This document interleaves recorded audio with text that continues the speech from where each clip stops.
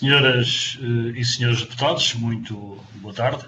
Vamos dar início à nossa reunião de hoje, integralmente preenchida com as audições que se sucederão no âmbito da apreciação, da nova apreciação, na generalidade, dos projetos que se encontram pendentes, a saber, a proposta de lei 66 da 14ª legislatura, segunda sessão legislativa do Governo, que altera matéria de benefícios fiscais e cria uma medida extraordinária de contagem de prazos no âmbito do IRC, e bem assim o projeto de lei número 615 da 14ª legislatura, segunda sessão legislativa, da autoria do Grupo Parlamentar do PSD, que altera o Estatuto dos Benefícios Fiscais, aprovado pelo Decreto-Lei 215/89, de 1 de julho, clarificando os critérios de concessão de benefícios às entidades licenciadas da Zona Franca da Madeira.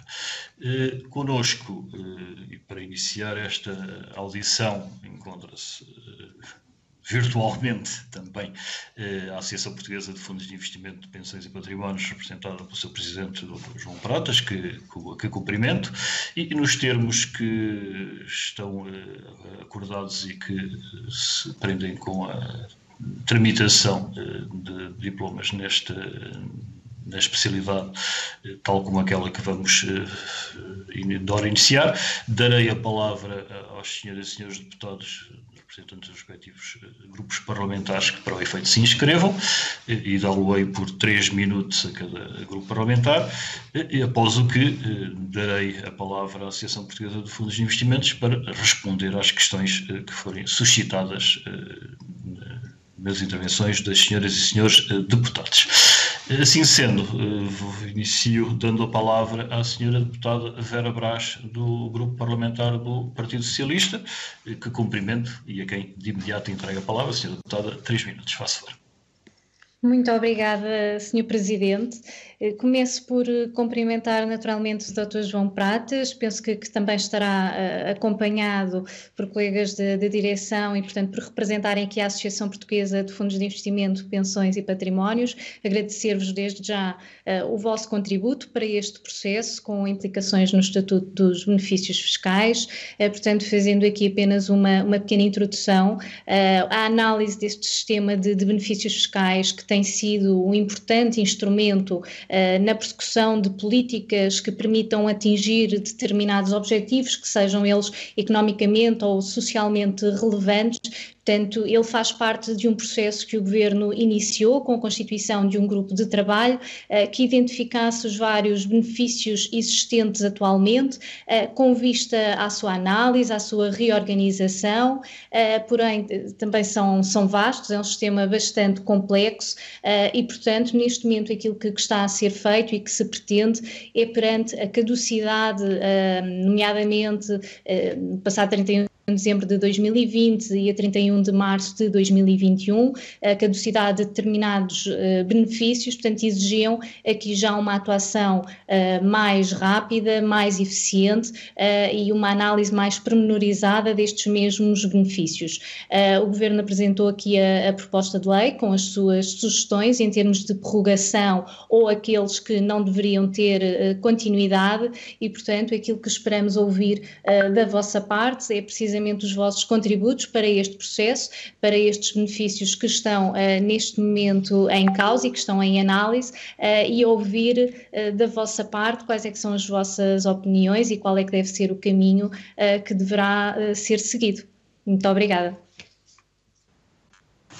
Muito obrigado eu, Sra. Deputada Vera Brás. Passo de imediato a palavra ao Grupo Parlamentar do PSD e ao Sr. Deputado Carlos Silva. Sr. Deputado, cumprimento, dou-lhe a palavra, faça favor. Muito obrigado, Sr. Presidente. Saudar a APFIP, enquanto associação representativa do setor dos fundos de investimento e pensões, e agradecer-lhes mais uma vez o trabalho que têm desenvolvido com o Parlamento, no sentido de conseguirmos chegar sempre às melhores soluções do ponto de vista do enquadramento legislativo e de toda a matéria relacionada com esta temática.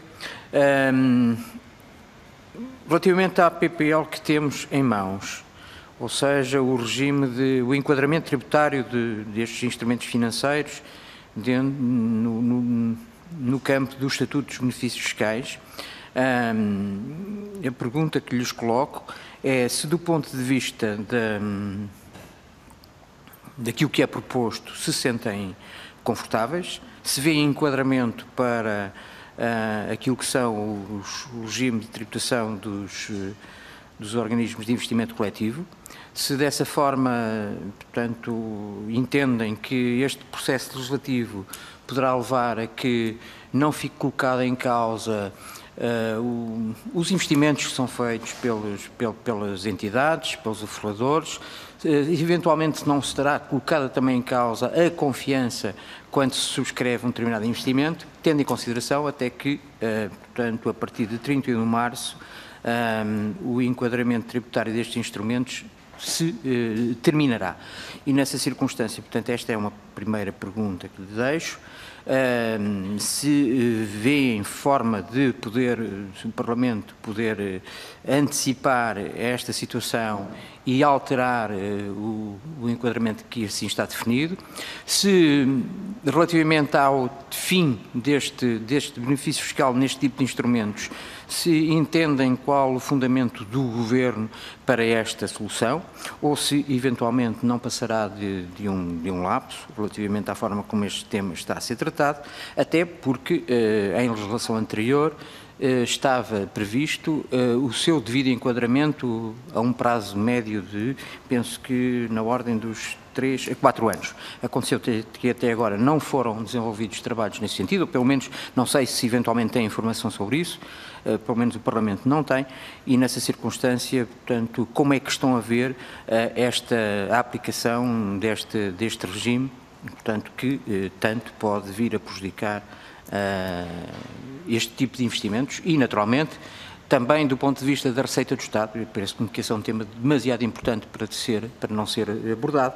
Pergunto também se têm noção e ideia de qual será a perca de receita para o Estado caso este regime seja aprovado nos termos em que é proposto ao Parlamento. Muito obrigado.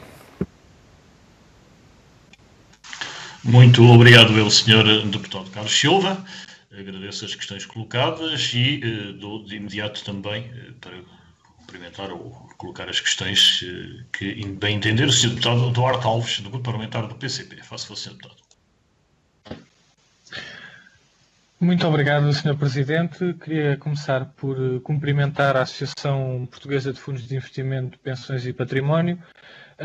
Nós estamos a discutir iniciativas legislativas que dizem respeito a benefícios fiscais e, de facto, nós consideramos que é um conjunto de benefícios fiscais que não se justificam e que devem, portanto, caducar. Nomeadamente, aquele que diz respeito à Zona Franca da Madeira, que tem sido mais discutido neste processo de discussão que temos tido nas últimas semanas com várias instituições.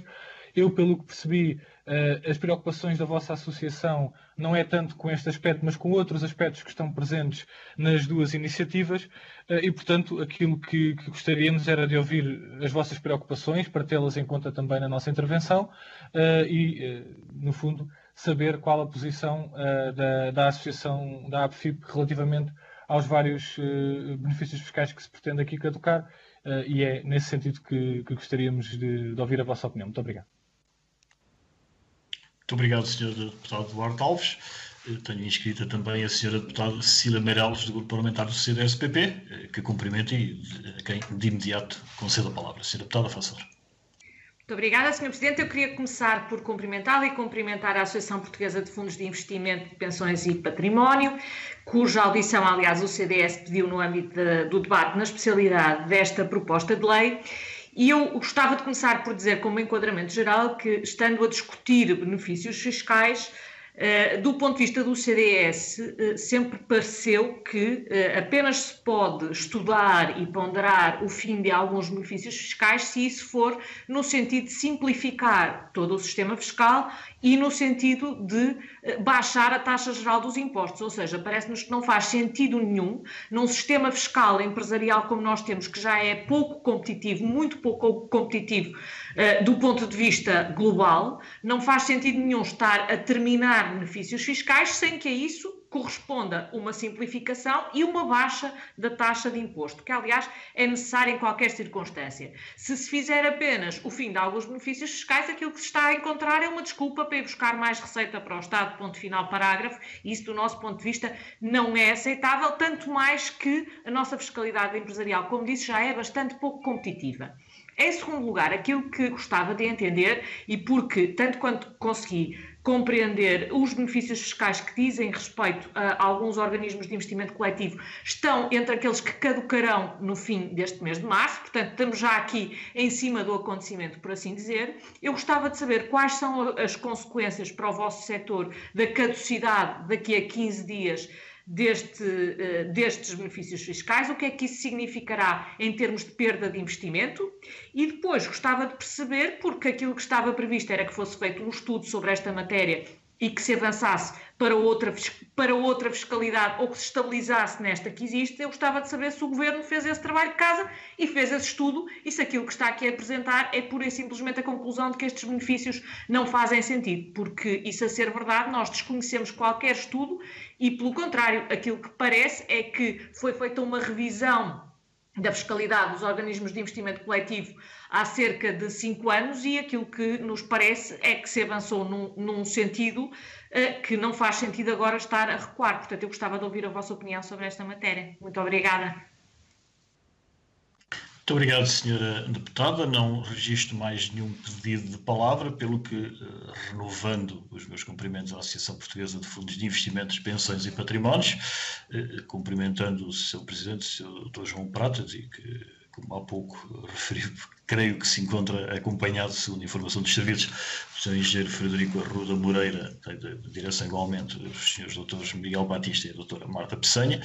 Dava-lhe a palavra, pedindo que, na medida do possível, se tentasse conter dentro de uns 15 minutos, mas, obviamente, com a condescendência da mesa. Doutor, a palavra é sua, faço favor. Muito boa tarde. Senhoras deputadas, senhores deputados, eu e os meus colegas que estão também nesta reunião, agradecemos desde já esta audição e eu vou tentar, de uma forma sucinta, responder às questões que colocam para tentar dar a nossa perspectiva. O regime dos fundos de investimento é um regime que assenta, e assenta desde o início, tem assentado em duas vertentes principais. A primeira vertente é não haver uma dupla tributação, ou seja, não é tributado o fundo e depois a seguir o participante que investe no fundo. O fundo de investimento é um veículo que permite dar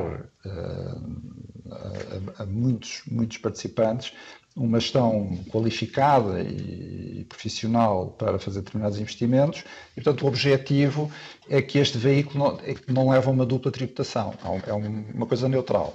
Aquilo que tínhamos até 2015 era a tributação do fundo de investimento e depois, à saída, não havia tributação, justamente porque era neutral, já tinha havido tributação no fundo de investimento. Esse regime suscitava muitas dúvidas, muitas questões e acabou por mudar e inverteu-se o regime. E então o fundo de investimento passou a não ser tributado e passou a ser feita a tributação à saída. Portanto, manteve-se exatamente a neutralidade. Havia um ponto que a indústria sempre defendeu e que na altura o Governo compreendeu, que era muito importante, que era não haver obrigação declarativa por parte dos participantes. E, portanto, aquilo que se estabeleceu, se não houvesse uma regra específica, os participantes, quando recebessem os rendimentos, quer via distribuição de rendimentos, quer via resgate das unidades de participação, teriam que fazer depois uma declaração no seu IRS. E, portanto, criou-se uma regra de retenção na fonte. Portanto, houve vários, dependendo dos participantes, houve várias regras de retenção na fonte. E, portanto, o regime, no fundo, foi invertido. Portanto, a tributação passou a ser feita à saída e tentou manter-se um regime em que os participantes não tinham que fazer declarações. Isto, obviamente, também tem vantagens evidentes para o Estado, porque o Estado recebe logo na retenção na fonte. Ora bem, isto podia ter sido feito, a nosso ver, no artigo 22, podia ter sido feito, isto agora do ponto de vista técnico, podia ter sido feito no artigo 22, que não é um artigo de natureza transitória, mas por razões que eu não me recordo, acabou por ser criado um artigo 22A, que embora para nós seja absolutamente necessário ao artigo 22, porque só esse é que completa o regime, acabou por ter uma natureza transitória, porque não está previsto, não está abrangido pelo artigo 3º dos Estatutos de Benefícios Fiscais. Portanto, parece-nos que há aqui uma tecnicidade, um problema completamente técnico, e que não foi propriamente, quer dizer, não creio que tivesse sido achado que o artigo 22 podia perdurar no tempo e o artigo 22A não, e que tivesse ter uma reflexão própria. Parece-nos que qualquer reflexão que fosse feita sobre este regime, e admitimos que possa ser feito, tem que ser feito em conjunto, porque o artigo 22, que estabelece a neutralidade, e o 22A, que estabelece as tabelas de retenção e os mecanismos de retenção, são absolutamente ligados um ao outro. Em relação às perguntas que colocam, e designadamente o que é que, quer dizer, aquilo que a associação considera fundamental é este regime manter-se, ou seja, não haver um desmembramento parcial daquilo que para nós é um regime que tem que ser visto numa perspectiva completa. E, portanto, nós achamos fundamental que, no atual quadro, o artigo 22A seja mantido, ou passando os artigos para o artigo 22, e, portanto, deixa de se colocar o problema da transitoriedade e o problema colocar-se-á quando o Governo entender que tem que reanalisar o tema, ou então estendendo o artigo 22A por mais um período daquele que for entendido adequado, até haver uma reanálise do problema. Agora, aquilo que eu gostaria de chamar a atenção em relação a este problema é o seguinte: quando nós olhamos para as consequências do artigo 22A caducar, eu acho que se nós virmos as consequências uma a uma, eu acho que se percebe que não são adequadas, porque em alguns casos a retenção que vai ser feita é igual, porque cai o 22A e acaba por se fazer uma retenção exatamente nos mesmos termos, com base nas regras gerais. Há casos em que deixa de ser feita a retenção, como por exemplo em alguns casos para não residentes, e o Estado pura e simplesmente deixa de receber receita relativamente àquele valor. Há casos em que não há uma regra de retenção semelhante e a regra vai aumentar muitíssimo o valor da retenção, principalmente num caso de não residentes. E, portanto, parece-nos que não é adequado, não é de todo adequado. Não nos parece que seja desejado por ninguém. Eu lembro, obviamente, aqui que a estabilidade é fundamental, isto ainda mais com os participantes não residentes, é absolutamente fundamental fazer um trabalho com estabilidade. Lembro também que nós temos cerca de 1.100.000 participantes, pequenos participantes nos fundos de investimento. A queda deste regime de retenção, fazendo com que seja necessário fazer uma participação para o ano, é uma coisa que não está regulamentada sequer. Portanto, é um problema quer para os participantes, quer para os distribuidores, pensamos nos bancos que fazem distribuição, e, portanto, parece-nos que, de facto, era urgentíssimo que fosse restabelecida a regra, que a regra não caducasse no dia 31 de março, quer dizer, obviamente o Governo pode sempre repensar os sistemas fiscais, e agora não desta forma, porque parece-nos desta forma, de facto, não é a via mais adequada. E parece-nos que as consequências, de facto, para o mercado não são nada boas. Eu vou passar aqui só a palavra aqui ao engenheiro Frederico Arruda Moreira. Professor. Boa tarde a todos.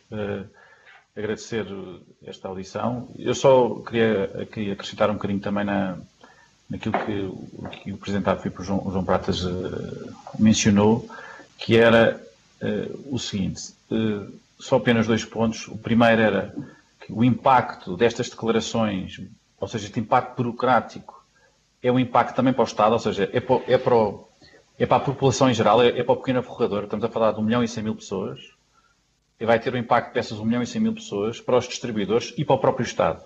não está capacitado ainda, nem sequer regulamentado, de poder receber essas declarações. Quer dizer, não está nada normalizado e, portanto, a questão da retenção na fonte facilita para todos, principalmente para o Estado. Portanto, há aqui uma perda de receita grande do Estado e reforçava como um impacto também bastante negativo aquilo que o João já disse, mas que gostaria de reforçar, que é esta instabilidade de não se saber qual é o imposto que vai pagar para um participante não residente, nesta altura em que nós queremos atrair investimento, na altura em que nós estamos deste contexto de Covid, queremos alguma estabilidade e queremos atrair investimento estrangeiro, que se tem conseguido, de alguma forma, esta instabilidade vai, respondendo a uma das perguntas que foi feita, vai introduzir uma grande insegurança e falta de confiança dos investidores. E que vai, de facto, e estamos a falar de centenas largas de milhões de euros que nós tentamos financiar as empresas de todas as maneiras e os fundos são, de facto, uma forma eficaz também de financiar as nossas empresas portuguesas. Estão cá sediados, são transparentes e, portanto, são verdadeiramente eficazes nesse financiamento de médio e longo prazo. Se temos esta instabilidade, os investidores arrepiam o caminho e vão para outros países, porque têm uma facilidade muito grande de verem Portugal como mais uma região de investimento. Se não está capaz, vão para outro. E nós perdemos bastante. O Estado perde, as pessoas perdem, as empresas perdem, o emprego perde. Portanto, temos aqui, de facto, esta instabilidade, depois tem consequências graves nesse impacto. A última questão desta tecnicidade, vamos lá falar do artigo 22A, se olharmos para o número 3 do artigo 3 dos ABFs, estão lá os artigos 22, 23, portanto, está tudo seguido.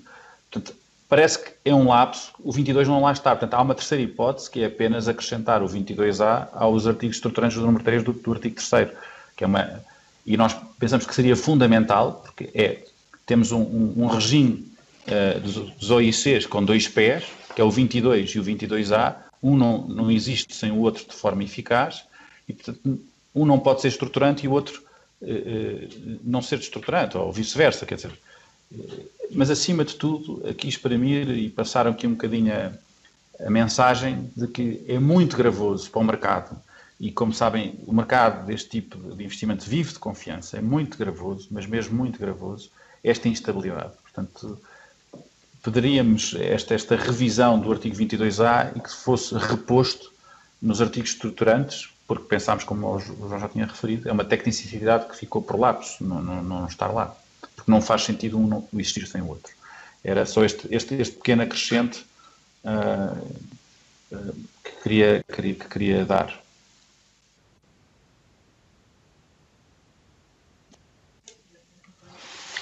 Presumo, então, que da parte da Associação Portuguesa de Fundos de Investimento de Pensões e Patrimónios foram já prestados os esclarecimentos às instâncias dos senhoras e senhores deputados. Eu não registro mais nenhum pedido de palavra, pelo que me resta agradecer, desde logo, à Associação Portuguesa de Fundos de Investimento de Pensões e Patrimónios, ao Sr. Dr. João Prates e ao Engenheiro Francisco Alvaro Moreira, os esclarecimentos prestados em instâncias dos senhores e senhores deputados, e às senhoras e senhores deputados recordar que às 16 horas teremos mais uma audição no âmbito desta nova apreciação na Generalidade, e assim sendo, dá por concluída esta primeira audição. Senhoras e senhores deputados, senhores doutores, a todos, muito boa tarde. Muito obrigado e muito boa tarde. Boa tarde, obrigado. Boa tarde, até já. Obrigada, boa tarde.